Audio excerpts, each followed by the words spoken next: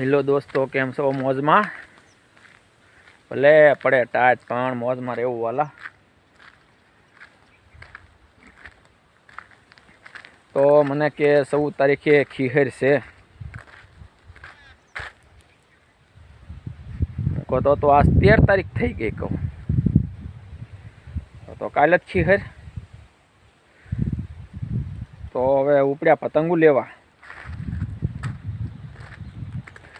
છોકરા કે કાગળની પતંગ લાવજો. હું કહું કાગળની પતંગ આપણે અહીંયા ન ઉડે. કહું કાગળની પતંગ ઉડાડવી હોય તો બપોર પછી.